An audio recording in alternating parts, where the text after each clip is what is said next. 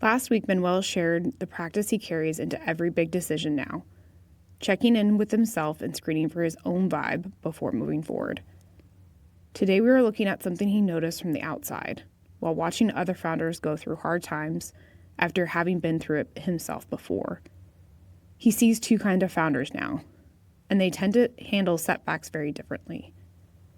I know people and I know other founders they really did all this because they were looking at the exit and how that side of it. And for them, I noticed that it was very easy to shut it down, just to go, this is not going to work out, man. I'm not sticking around. I'm moving on.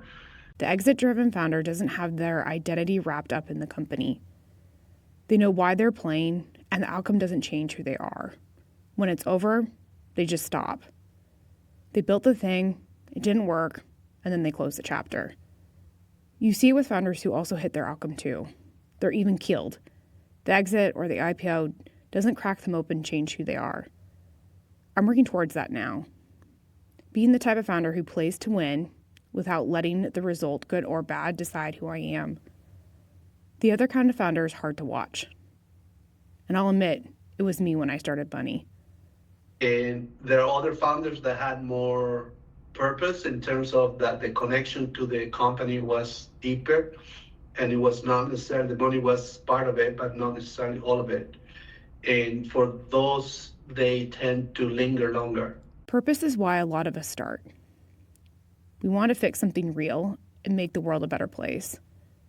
That purpose can get you through a lot of hard things.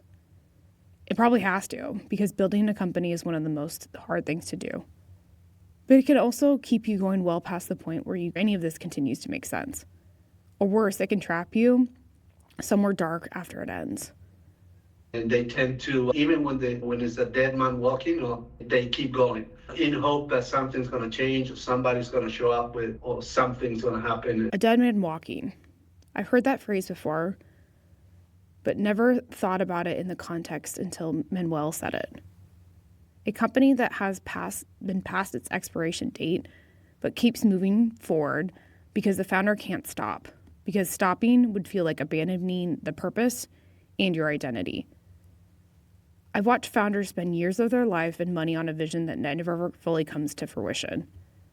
Maybe that would be okay if they're finding meaning in the process, but most of them aren't. And they're just hollowed out, going through the motions. What Manuel is pointing to is a detachment from the outcome. You got to check where you're coming from and how do you feel about it, and be able to detach yourself from that the emotional connection and be practical about it too. Using your head and your heart together gives you something to hold on to when the feelings get big and unavoidable. Because when the company becomes the thing that matters the most to you, you lose yourself in that outcome, however it turns out. And being practical too can also feel like a betrayal on your purpose. But most founders who run only on purpose tend to have the hardest time with whatever the outcome ends up being. Manuel learned that by living it and watching other founders around him go through it. Next week, chapter 3.4, A Blessing and Still Angry. The last chapter of Manuel's story and why exiting doesn't automatically mean closure.